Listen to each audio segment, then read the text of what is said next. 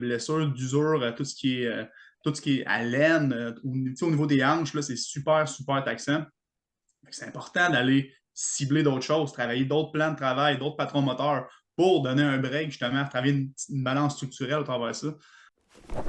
Avec le Perfo Elite Podcast, vous allez passer de la préparation à l'évaluation, au suivi, jusqu'à l'entraînement. Nous allons parler de récupération, de mindset, d'habileté individuelle, de posturologie et de nutrition. Tout ça pour vous faire progresser et performer immédiatement. Rien n'est laissé au hasard. Bienvenue au Perfo Elite Podcast. Bienvenue à l'épisode numéro 5 du Perfo Elite Podcast. Aujourd'hui, je suis avec Mathieu et on va jaser en fait d'un sujet qui est, pas tout le monde qui le comprenne de la même façon. Puis, c'est assez controversé ce ton-là comme ça. On va parler du développement de l'athlète. Donc, quel stade donc un athlète doit passer à partir de, exemple, niveau atome vers les 11 ans jusqu'à pro. Puis on va parler de également où est-ce qu'un joueur devrait piquer le plus en fonction de sa position, son âge, son développement. Donc, ça va être une belle petite conversation là, justement qu'on va avoir pour vous expliquer un petit peu les erreurs à éviter, en fait, puis qu'est-ce qui serait le plus recommandé là, en fonction de votre âge et votre statut dans votre développement, où est-ce que vous êtes rendu au niveau du hockey. Donc, Mathieu, merci d'être là avec moi. Merci à toi. Ça fait Super le plaisir. fun. On a tout le temps ces discussions-là souvent, puis là, on n'enregistre jamais. Fait que là, ben, c'est fait. On l'enregistre, puis ça va être sur les Spotify. Donc c'est ça. Fait que regarde, développement, parle-moi un petit peu, tu sais, comment on travaille en fait avec les jeunes joueurs, tu sais, plus niveau atome. Tu sais, quand on les entreprend, quand on commence à les entreprendre en préparation physique, plus, est-ce que, tu sais, est-ce qu'on commence à y aller avec de l'haltérophilie puis des gros sauts pour taper à l'œil sur les réseaux sociaux? Tu sais, comment est-ce qu'on suit un athlète à cet âge-là, là, en fait, à tombe puis Yes, mais en fait, je trouve que c'est un des sujets les plus importants, puis surtout les plus mal compris un peu, je pense, de la préparation physique. On parle souvent de la spécialisation hâtive, que les joueurs dans certains sports se développent beaucoup plus tard versus d'autres sports. Puis, je trouve que c'est l'erreur qu'on fait beaucoup, beaucoup, beaucoup au hockey, c'est de vouloir faire des joueurs de hockey avec un jeune enfant, si on peut dire, là, avant de vouloir en faire un athlète. C'est super important de comprendre, on va en parler un peu plus pendant le podcast, mais le jeune, peu importe l'âge, doit devenir un athlète avant de devenir un joueur de hockey. Il y a trop de qualité physique et de potentiel athlétique à aller chercher pour aider justement le développement plus tard du joueur de hockey. Fait que, tu parlais des niveaux atomes, niveau pee-wee.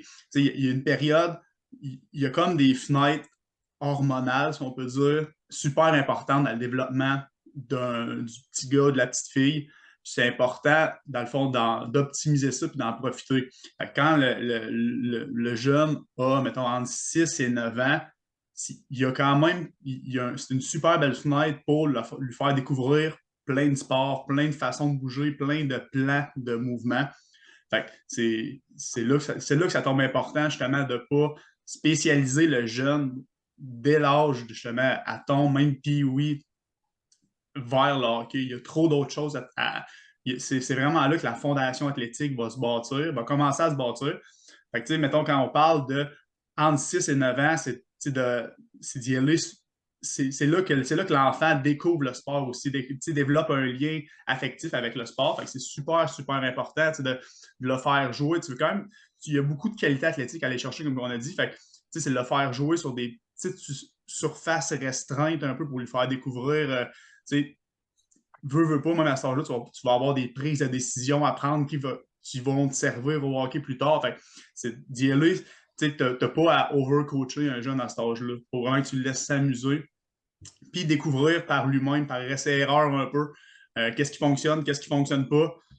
Puis c'est ça. Puis après ça, plus tu montes, plus le jeune va vieillir puis grandir là-dedans, plus on va aller chercher d'autres fenêtres euh, hormonales qui vont vraiment être payantes pour son développement. Fait que c'est vraiment d'y aller étape par étape dans son développement. Là. Je sais pas ce que tu en penses. Ben ouais, ben c'est exactement ça. Puis, pour faire des exemples plus concrets, c'est avant même de commencer à sauter comme il faut, puis être puissant en sautant, puis développer sa puissance au complet qu'on a dans notre corps, dans nos muscles, ben, il faut apprendre à atterrir et absorber un impact comme il faut. Puis ça, souvent, c'est une des erreurs qu'en fait que les plus jeunes vont faire. Ils regardent les pros, ils regardent les plus vieux dans le gym faire, puis ils font des sauts de haie, ils font des échelles, ils font peu importe quoi, tu sais. Puis ils font des box jumps, par exemple, mais ils veulent leur faire répliquer la même chose. Les parents vont voir ça, fait inévitablement, ils vont penser que c'est ça qui est bon à faire, mais ils n'ont pas les connaissances, malheureusement, que le DLTA, le développement d'un athlète, d'un joueur, d'une joueuse, comment est-ce que ça se fait, justement, au niveau hormonal, au niveau physique, quelle étape qu'on a à passer, justement, au niveau du développement de la puissance, peu importe, mais qu'un athlète doit, avant même de pouvoir se propulser à 100%, comme il est capable de le faire, doit être capable d'aborder et d'atterrir. De un, mais de deux, c'est que ça vient prévenir aussi beaucoup de blessures. Si quelqu'un est capable d'absorber un impact comme il faut, ben, combien de fois qu'on voit que des gens sauter, des joueurs, des joueurs sauter, soit d'une boxe pour retourner au sol ou juste des haies, puis tu vois les genoux qui flacotent vers l'intérieur tout le temps. C'est pas normal, c'est pas nécessairement non plus parce qu'ils ont une faiblesse dans leur fessier ou dans leurs ischios, peu importe. Ça peut être dû à plein d'autres choses, développement moteur, entre autres, la posturologie, qu'on va pouvoir en parler dans d'autres podcasts, mais sinon, on sera encore ici la semaine prochaine sur la même vidéo. Mais tu sais, c'est vraiment là, des bases, avant même d'aller travailler plus en puissance, ben, ou faire un back squat, ben, juste faire un squat, pas de poids, avec le poids du corps seulement. Il y en a pour plusieurs qui n'ont même pas la mobilité, l'amplitude de mouvement pour le faire comme il faut. Les talons lèvent. Au niveau des chevilles, la mobilité n'est pas là. Fait que là, on va aller faire des fameux split squats, exemple, avec le pied en avant surélevé, pour donner des exemples plus concrets, parce qu'on va aller travailler certaines portions de mobilité de la cheville un peu plus pour être éventuellement capable d'aller faire un squat complet pour transiger éventuellement, quand le patron moteur est bien acquis, vers un back squat ou des exercices plus complexes puis qui sont super pertinents au hockey quand ils sont bien faits. T'sais. Combien de joueurs midget espoir que j'ai pour la première saison, exemple, puis le mouvement, c'est tout croche. On doit refaire la base au complet que normalement aurait dû être faite à 9, 10, 11, 12 ans. C'est pas normal, mettons, de repasser à 15 ans les bases. Fait que là, on perd une demi-saison, quasiment une saison complète à retravailler des bases avec eux. Fait que eux, c'est pour leur développement, eux, ils viennent de perdre une année, dans le fond, là, mais ils viennent peut-être en sauver quelques années aussi, parce que là, on vient de corriger des problèmes qui viendraient éviter des blessures éventuellement. Tantôt, tu parlais d'avoir du plaisir, puis de découvrir le sport, et ainsi de suite, puis d'aller faire d'autres sports. C'est drôle parce que j'ai eu l'idée de faire ce podcast-là parce que la semaine dernière, j'ai entendu dans un aréna un papa dire que son jeune doit faire 11 000 heures de hockey avant l'âge Bantam. Donc, Bantam étant 14 ans. Tu rentres à 14 ans au niveau Bantam. Donc, pour lui, sa mentalité, c'est que s'il voulait, le jeune voulait devenir excellent, disons-le comme ça, ben, il devait, à l'âge de Bantam, 14 ans, d'aller chercher 11 000 heures de hockey. Oui, la fameuse règle des 10 000 heures pour maîtriser une action, ou ça reste que c'est vrai quand même parce que c'est de la pratique, puis c'est en faisant de la pratique que tu vas maîtriser tes actions puis tes compétences, mais à un certain âge, il faut prendre aussi avec un grain de sel qu'est-ce qu'on lit ou on apprend des plus grands. Je pense, de mémoire, je crois que c'est comme Sidney Crosby, là, que justement, c'était des 10 000 heures, ainsi de suite, mais sûrement pas à l'âge de 14 ans qu'il avait atteint ce plateau-là des 10 000 heures, de un. Puis de deux, c'est que, qu'est-ce qui va arriver, c'est que d'un, le jeune risque de peut-être se tanner. C'est souvent ça qui arrive. Il va peut-être se tanner. Après ça, le nombre de temps qu'il met sur le hockey, exemple, ben, c'est le nombre de temps qu'il malheureusement doit négliger ailleurs. Fait que, que ce soit la nutrition, la posturologie, le développement moteur, que ce soit l'entraînement. Des fois, il y en a qui vont vraiment, vraiment juste pousser sur la saison finie, ils ne prennent même pas une semaine de congé. Ah ouais, déjà, c'est power skating, puis après ça, c'est les 3 d'été, puis là, ça n'arrête plus. Fait que là, il n'y a pas de préparation physique qui est faite. Puis, là, on prêche un petit peu pour notre paroisse, mais ça reste que c'est le moment, après une saison, de faire de la préparation physique pour prévenir aussi des blessures dans les saisons qui vont suivre, développer de la force, de la puissance, qui est la fondation d'un athlète. Mais c'est ça, fait que, je pourrais en parler longtemps, mais cette fameuse phrase-là, ça m'a vraiment percuté. Puis, le jeune, à un moment donné, il va juste sûrement s'écœurer, en fait, de jouer au hockey. Il rentre, puis oui, ce jeune-là. Là. C'est fou, là. Ça a comme juste pas de bon sens. Puis, qu'est-ce qui peut arriver également, c'est que oui, il va sûrement prendre un edge sur ses coéquipiers dans son équipe. Je veux dire, à un moment donné, il veut pas. C'est normal. Chris, il pratique à tous les jours ou c'est sûr qu'il va être meilleur là, que les autres à la glace. Mais à un moment donné, c'est pas à l'âge, puis oui, tu dois piquer puis atteindre ton prime. C'est plus tard. Puis, malheureusement, c'est qu'il y a des jeunes qui vont bien se développer, qui vont équilibrer le développement, l'optimisation de leurs 6 piliers, qui est la nutrition, l'entraînement, la posturologie, la récupération, surtout la récupération, tout ce qui est habileté individuelle, tactique, donc exemple les fameux skills. Ben, ces piliers-là, ben, c'est là que, j'ai oublié le mindset aussi, très important, mais ces piliers-là, c'est eux qui vont t'amener le plus loin possible, qui vont te donner la meilleure carrière que tu pourrais donner parce qu'ils vont développer ton plein potentiel en tant qu'athlète. Mais c'est ça, fait que ce jeune-là, ben, il va négliger certains piliers, il va monter une des pattes de sa table, de sa chaise, peu importe. Puis là, à un moment donné, c'est qu'il va être tellement déséquilibré que ça va flancher à un moment donné à quelque part. C'est le mindset peut-être qu'il va lâcher, fait qu'il il voudra plus jouer au hockey, il n'aura plus de plaisir en s'entraînant à jouer au hockey. Des blessures vont arriver peut-être parce que là, niveau hormonal, son corps, il n'y a plus rien d'équilibré comme il faut. Ça a été mal développé. Ben, c'est tous des aspects qui pourraient arriver, en fait. Là, on pourrait en parler pendant longtemps encore, mais c'est... Ça, je pense, pour enchérir ce que tu dis, là, c'est 100%. Puis c'est beaucoup, je trouve, la mentalité. Nous, on le voit beaucoup. Là, on est dans le hockey élite jeune. Quand tu arrives Pee-Wee élite, Pee-Wee le plus haut niveau, on dirait que c'est là que les choses sérieuses embarquent un peu. Fait que c'est là qu'on commence à voir. Tantôt, tu parlais de Plio avec des enfants de 12 ans qui ne sont pas capables d'absorber un saut. Si on commence à le voir beaucoup, mettons, justement, à des ados de 12, 13 ans qui sont vraiment, vraiment pas rendus là, puis qui commencent justement à faire du contrast training, de la grosse Plio avancée.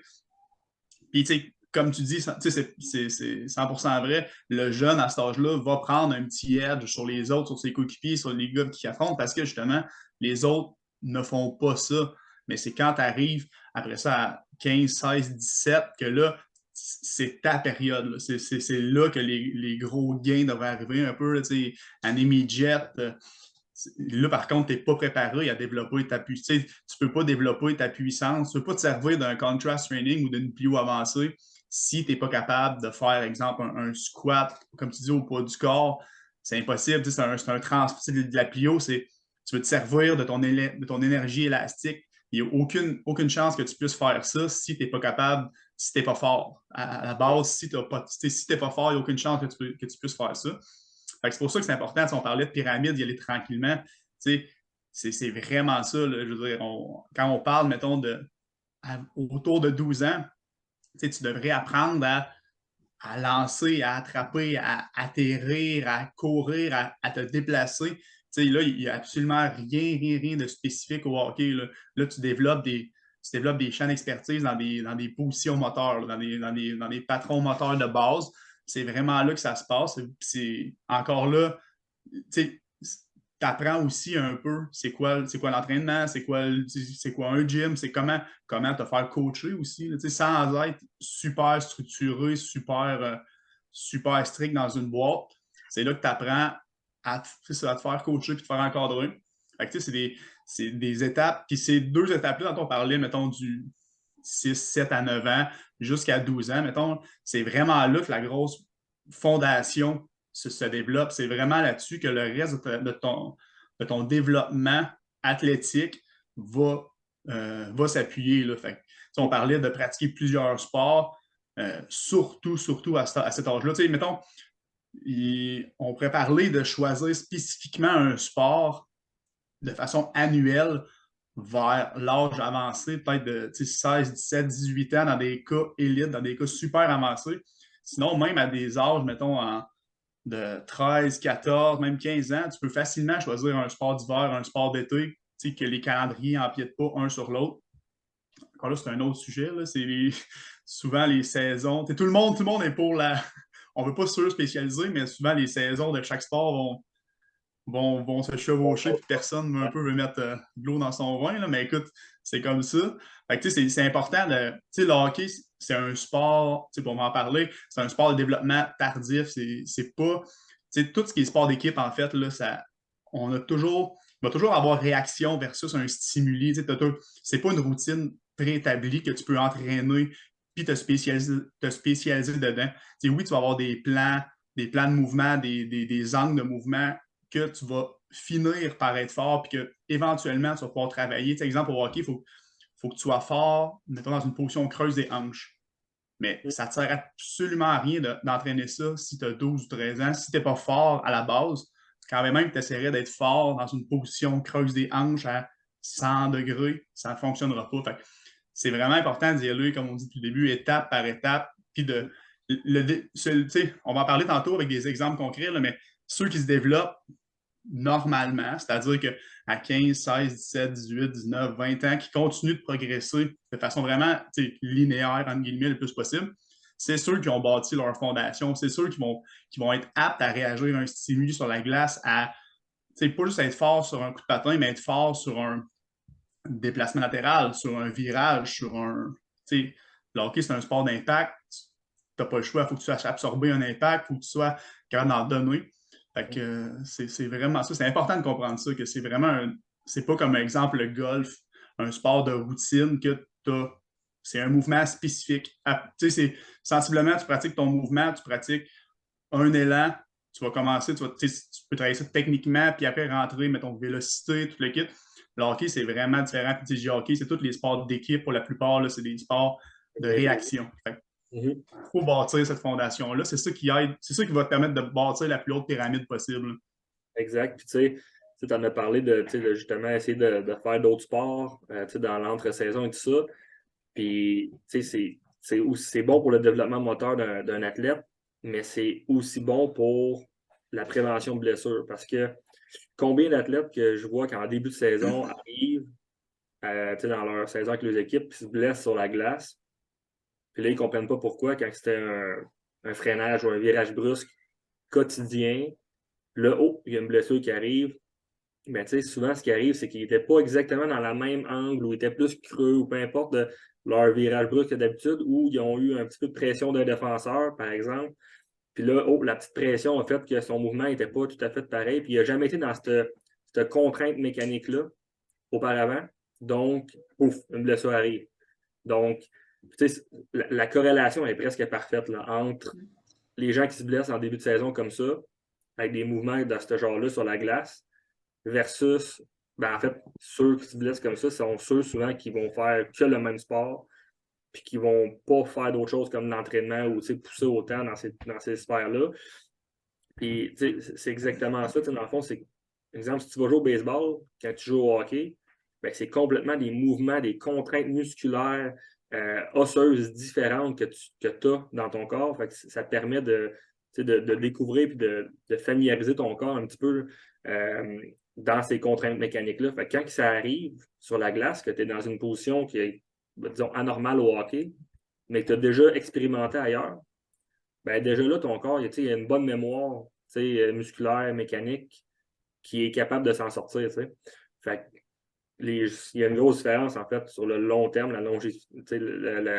la carrière, disons, d'un joueur entre ceux qui vont pratiquer d'autres sports ou d'autres habiletés versus ceux qui ne vont pas le faire, qui vont justement se spécialiser trop rapidement ou qui vont que pratiquer un sport tout le long de leur carrière /vie. Tu as parlé que tantôt, justement, le hockey, c'est un sport à développement tardif. C'est une des phrases que j'aime utiliser le plus. Souvent, ça arrive quand les parents ou les joueurs me disent Hey Phil, j'aimerais ça faire le midget 3 l'année prochaine, donc midget 3 à 15 ans. Ça arrive souvent que j'entends cette phrase-là, puis que s'ils le font pas, ben, c'est fini pour eux, dans le fond. C'est comme dramatique comme ça. Mais c'est difficile à les à faire comprendre à un jeune que ça peut être plus payant aller une coche en dessous, donc exemple midget espoir, pour son développement que en haut, parce que bon, la ligue, le hockey, la fédération, peu importe, est fait en sorte que c'est le même, ça fonctionne, là, même si ce n'est pas une ligue de développement en haut, mais j'aimerais ça qu'on parle un petit peu d'exemples de joueurs qui jouent pro maintenant, mais qui n'ont soit pas été draftés, ils n'ont soit pas fait le tournoi Pee-Wee de Québec, ils ont soit pas été draftés première ronde. Puis ça leur a pris un certain temps avant de piquer dans la Ligue nationale ou avant, mais tout ça pour te montrer un peu que le sport, le hockey, ben, tous les sports d'équipe généralement, mais là, le hockey précisément, c'est un sport qui est à développement tardif en fait, puis que tu veux avoir une progression, comme tu as mentionné tantôt, constante dans ton cheminement. Puis que oui, c'est tout le temps un mélange de t'es-tu à bonne place au bon moment pour performer. Il y a tout le temps cet aspect-là, puis je veux dire, c'est normal, là, ça fait partie du sport, mais c'est important de ne pas overlap des steps, d'aller trop rapidement dans son développement, parce que sinon, justement, tu vas te brûler sur le long terme. T'sais. Donc, je vais partager mon écran, puis on va pouvoir regarder des joueurs, des stats, en fait. Donc, écoute, moi, j'ai pas mal tout le monde a commencé à le découvrir un petit peu l'année passée. Mais Tage Thompson, grand gaillard, 6 pieds 6, 220 livres. Disons que j'aimerais peut-être pas ça être dans les coins de la bande avec. Mais on voit que si on regarde ses stats, puis son parcours, choix de première ronde, 26e overall. Fait que là, jusque-là, hey, choix de first, lui, là, peut-être dans sa tête ou dans les yeux de tout le monde, c'est un choix de first. Il va jouer NHL, puis il faut qu'il performe tout de suite. C'est un choix de first, tu sais. Mais la réalité fait en sorte que si on regarde sa première saison, il a joué une demi-saison, 9 points seulement en 41 matchs. Là, le monde, sûrement, va se demander qu'est-ce qui s'est passé. Là, change d'équipe. Deuxième saison, NHL joue un 3/4 de saison, 12 points. 65 matchs, 12 points. On est loin du Tage Thompson qu'on connaît aujourd'hui. Très loin. Fait que là, ça, c'était son année, on va dire, mettons, 19. Il était drafté en 2016, fait que même pas d'année 20 ans. Après ça, en 2019-2020, je ne joue pas. 2020-2021, 14 points, 38 matchs, 1 point aux 2 matchs. Bon, déjà mieux, une bonne progression de ce que c'était 2 ans avant. Puis, à partir de l'année passée, donc 2021-2022, 68 points, 78 matchs. 5 ans plus tard, avoir rentré dans la Ligue. Puis, cette année, c'est sa 6e, 7e année. Calcule rapidement, là, drafté 2016, rentré en 2017, on est rendu en 2022. Fait que c'est ça, 5e, 6e année. Ben, tu sais, aujourd'hui, il frôle le 2 points par match. 55 points, 36 matchs. Puis on en parle souvent de ce genre de cas-là avec des gros bonhommes, justement. Là, on est proche canadien, à Montréal, il y en a eu aussi. Puis souvent, ces gars-là, c'est un attaquant de skills quand même, là, 6 pieds 6. Ce gars-là a des mains qui n'ont pas de bon sens. Souvent, quand ils se font drafter, j'ai aucune idée, son gabarit ressemble à quoi au repêchage, mais souvent, ces gars-là vont être 6'4", 6'5", 6'6", 190 livres, 104, mettons. Fait que si la maturité physique, mettons, prend du temps. Là, on est même rendu, on en parle depuis tantôt avec des jeunes, des ados. On est même dans la Ligue nationale. Là, le gars, ça fait 5-6 ans qu'il joue professionnel. Et tu vois que la maturité physique se reflète à 100% dans son jeu. Là. Fait que, à quel point c'est important, justement, comme tu dis, de rester patient avec peu importe le joueur, en fait. Là, puis même ça, quand on parle, mettons, de maturité physique, puis si on fait un parallèle avec un joueur, une joueuse, peu importe, de 14, 15, 16, 17 ans, il y a j'imagine qu'il est passé par là aussi, là, mais des poussées de croissance épouvantables que le jeune prend 5 pouces en 6 mois. Puis que là, tout ce qui est coordination, tout ce que tu as acquis un peu avant, tout change, ton côté métabolique change. Fait que c'est tellement, encore là, on l'aurait dit, c'est tellement important de travailler avec ce qu'on a, puis surtout de travailler de façon personnalisée avec la personne. C'est un méchant bel exemple, Tage Thompson. Ben ouais, non, c'est ça, exactement. Tu sais, puis combien de personnes ont sûrement dit, ah, c'est un flop, ah, tu sais, c'est. Puis on va prendre l'exemple, mettons, à Montréal. Tu sais, Kotkaniemi, je veux dire, c'est choix troisième overall. Là. On s'entend que. Tout ça pour dire aussi que ça veut pas dire que tu es le All-Star tout le temps, que tu vas finir par faire de quoi de bon. Tout dépend de ton développement. C'est pas parce que tu vas être drafté first overall, regardez Nel Yakupov, que il existe même plus. Tu sais, ça veut pas dire que ton sort est fait, il est clos. Plein d'affaires peuvent arriver.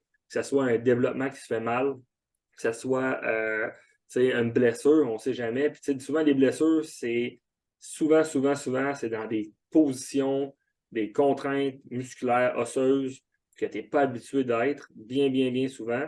Ou des fois, ça peut être dû à un déséquilibre postural. Ça dépend de plein d'affaires, mais généralement, c'est souvent de ce que je vois, des déséquilibres qui est causé et non une blessure que le joueur t'a donné un slashing dans le front. Là, blessure plus mécanique, genre intentionnelle. C'est souvent quelque chose qui est plus anodin, mais c'est ça, dans le cas de Tage Thompson, aujourd'hui 25 ans, c'est pas mal exactement la moyenne de l'âge d'un développement, disons, peaking, d'un développement d'un athlète. Entre 25 et 28 ans, généralement, c'est pas mal là qu'un athlète va piquer dans son développement. Puis là, on a l'exemple parfait avec Tage Thompson ici. Mais c'est la même chose dans différents sports, que ce soit aussi individuel, bien souvent, aux Olympiques, ces trucs-là, tout dépendamment des disciplines, bien entendu. Là. Exemple, gymnastique, c'est plus jeune, mais je ne rentrerai pas là-dedans, mais c'est un athlète, maturité physique et tout ça va développer beaucoup plus vers les 25-28 ans. Ça ne veut pas dire que tu n'es pas repêché nulle part, que tu ne peux pas en faire une carrière. Écoute, on peut regarder notre coach ici, Canadien de Montréal. Martin Saint-Louis, ça en est un exemple, ça aussi, tu sais. Il était pas prêt. Hein? Ben, c'est ça, tu sais. Quand même au temps de la renommée. Fait que, tu sais, puis c'était pas la shape à Tage Thompson, tu sais. C'était pas... je veux dire, il n'y avait rien pour l'aider, si on regarde ça facilement, là. Mais c'est niveau développement, niveau de sa discipline, c'est ce qui fait en sorte que ça a été le joueur qui, puis ça, oui, il a tout le temps été un petit bon moment aux bons endroits, ça fait partie de la game, mais si tu n'as pas de discipline, puis t'as pas de. Tu vois pas le process tu ne poses pas des actions pour, mais tu vois juste la goal line, le finish, l'objectif au bout. Ça ne fonctionnera pas. Fait que, niveau mindset, tu n'as pas le choix d'être là. On s'entend que ton mindset, généralement, est pas mal mieux à 25 ans aussi qu'à 16-17, généralement. Maturité mentale également, c'est tous des aspects des piliers, en fait, qu'on n'arrête pas de parler depuis des mois et des mois, qui sont importants dans le développement d'un joueur. Donc, mindset, pour faire une petite parenthèse, c'est complètement un autre sujet, là, mais ça rentre vraiment dans le développement du joueur aussi. On peut en parler aussi pendant un autre podcast, mais j'ai écouté dernièrement Mathieu Darche avec Tampa qui disait, rendu à un certain niveau, quand tu es rendu junior, mettons junior majeur, tous les gars ont des bonnes shots, tous les gars ont des bons coups de patin, tous les gars sont bons.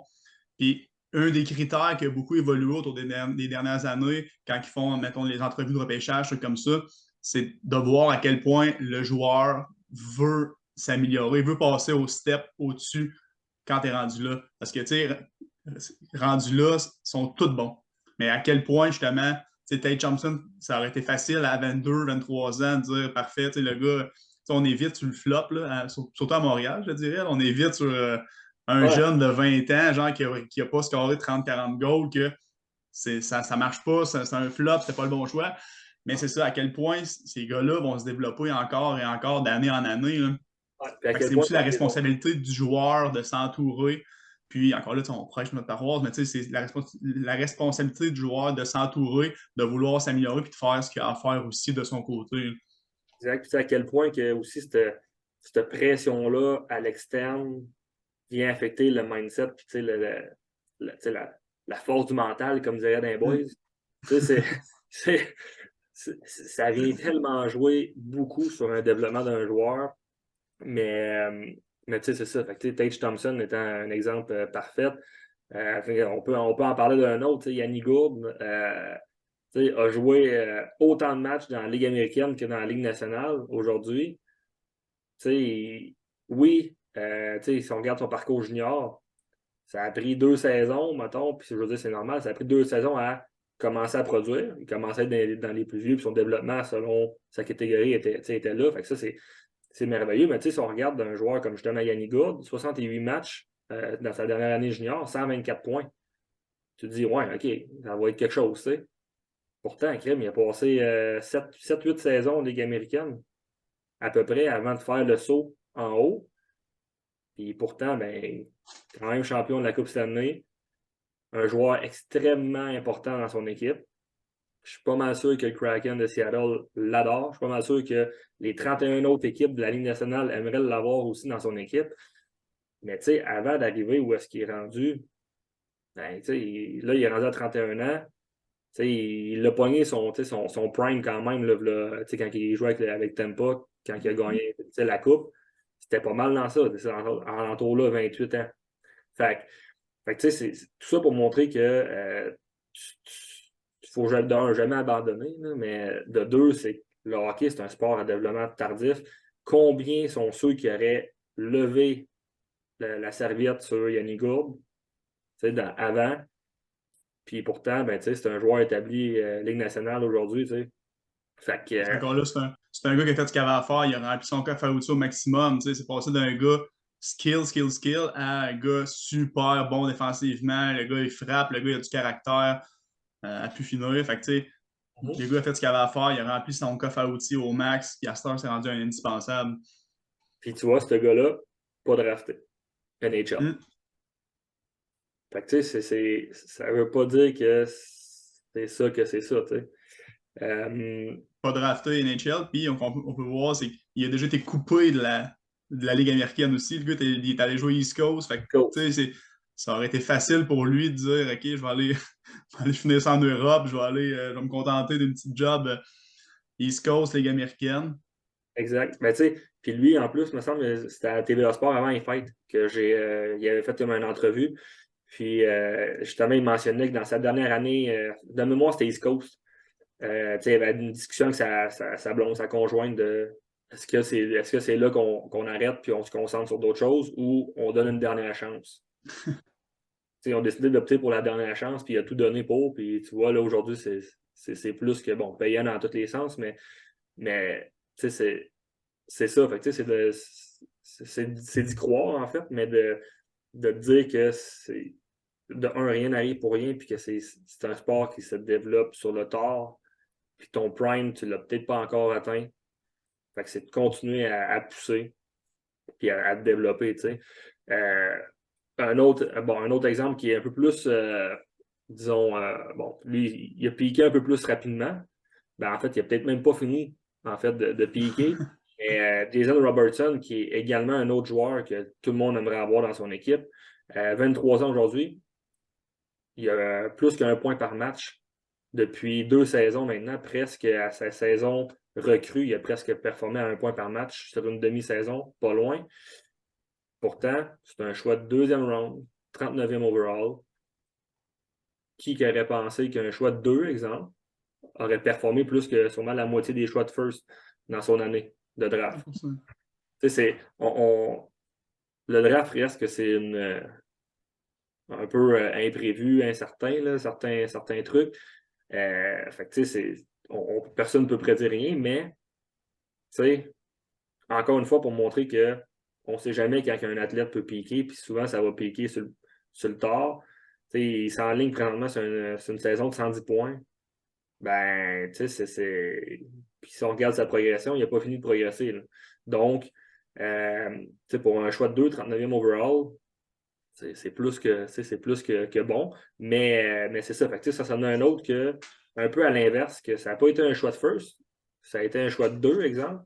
Puis il en existe des exemples de choix de 4, de 5 qui ont eu des carrières exceptionnelles, qui se sont développés sur le tard. Les joueurs, tu sais, si on regarde l'année de draft à Crosby rapidement, Crosby premier overall, Holmqvist, Patrick, dernier de son draft. Ben, crime, les deux jouent ensemble, on jouait ensemble, c'est la première ligne, gagné des Coupes Stanley ensemble avec les Pingouins. Tu ne sais jamais qu'est-ce qui peut arriver. C'est un sport qui se développe sur le tard, encore une fois, quand tout est bien fait. C'est pas inévitable qu'à 25 ans ou à 28 ans ou à 27, peu importe, que tu vas piquer. Si tu fais tout croche puis tu fais juste te concentrer sur un des piliers, ben ton développement ne sera pas optimal. Même chose si tu fais juste essayer de skipper des steps parce que tu vois, moi, je vois le gars là, dans l'équipe en haut de moi qui fait telle affaire, ben je vais faire pareil pour prendre sa place l'année prochaine. Ben, c'était peut-être pas rendu là, mon chum. Fait que, tu sais, c'est de s'assurer de trust le process, en fait. C'est exactement ça. Il faut avoir confiance au processus, avoir confiance au développement d'un athlète, avoir confiance de passer étape par étape pour arriver à ton objectif final. Si tu regardes juste l'objectif final, tu ne poseras pas les bonnes actions nécessaires pour y arriver. Faut que tu te donnes des sous-objectifs. Ouais, vas-y. Par rapport à ça, comme on dit tout tantôt aussi, je pense qu'il y a beaucoup de valeurs d'adultes dans le hockey mineur, même dans le hockey élite. Je pense que si tu es un jeune joueur de hockey ou un parent qui écoute, c'est important de comprendre que le développement du jeune, du joueur doit toujours, toujours, toujours, toujours passer, même avant la victoire de son équipe. Si tu es Pee-Wee, tu es là pour te développer. Je veux dire, oui, tu joues Pee-Wee 3, tu joues même Bantam, Elite, peu importe. Le développement doit toujours, toujours, toujours être à l'avant-plan. C'est super important. La victoire à tout prix, là, ça, on en parlera junior majeur, on en parlera professionnel après. Présentement, tu es là pour te développer. C'est super, super important. Puis, si le jeune se développe bien, on parle de qualité qu'il faut qu'il développe. On parle beaucoup du range d'âge, mettons 12 ans, puis oui, parce que c'est vraiment important. Puis c'est beaucoup là, je trouve que beaucoup d'erreurs se font. Mais c'est une belle âge pour développer tout ce qui est coordination, même avant ça, coordination, stabilité. Même s'il fait juste améliorer ça, puis développer ça, puis il ne développe pas sa puissance, son accélération, son impulsion, ben, il va s'améliorer. Un joueur de 10-12 ans qui est plus stable sur la patinoire va s'améliorer, va avoir un step sur les autres, c'est sûr et certain. Il faut juste c'est ça, penser à la puissance puis toutes les qualités spécifiques au hockey. C'est plus tard. Tu gardes ça pour quand tu vas avoir. Si tu as bien fait les choses là, vers 14, 15, 16, 17 ans, là, tu peux tomber un peu plus spécifique, mais encore là, on parle de spécificité au hockey. Même les joueurs de la NHL ne sont pas spécifiques 12 mois par année. Quand tu sors d'une saison, tu sors d'une période hockey 100%, mais tu vas aller travailler, comme Phil Danto disait, d'autres plans de mouvement, d'autres angles pour justement éviter l'usure. On parle beaucoup, mettons, au hockey de blessures, d'usure, tout ce qui est à l'aine, au niveau des hanches, là, c'est super, super taxant. C'est important d'aller cibler d'autres choses, travailler d'autres plans de travail, d'autres patrons moteurs pour donner un break, justement, travailler une balance structurelle au travers de ça.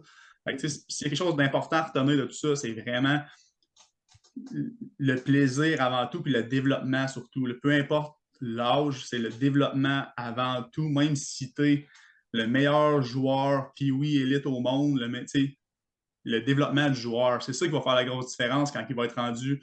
Si tu es le meilleur joueur Pee-Wee élite au monde, si tu veux te faire repêcher junior majeur, puis après ça, il faut que tu développes quand même, parce que le meilleur joueur Pee-Wee élite au monde n'est pas de calibre junior majeur. Il faut garder ça en tête, c'est super important. Non, ben écoute, tu as fait un super de bon résumé. Honnêtement, conclusion est faite, résumé est fait. Fait que ceux qui ont aimé en fait le podcast, l'épisode, je vous invite à soit le partager à des collègues, à des coéquipiers pour qu'eux aussi puissent en bénéficier en fait. Là, c'est vraiment ça l'objectif derrière. Si vous avez aimé également, là, il va y avoir différents contenus qui vont sortir dans les prochaines semaines, un podcast par semaine. Donc, n'hésitez pas à aller laisser un 5 étoiles, vous abonner soit sur Balado ou Spotify. Les vidéos, en fait, le podcast est aussi disponible en vidéo sur YouTube. Donc, si vous voulez avoir les visuels, des fois, on va, comme là aujourd'hui, on a donné des visuels pendant le podcast. Donc, c'est toujours pertinent aussi de les voir en même temps.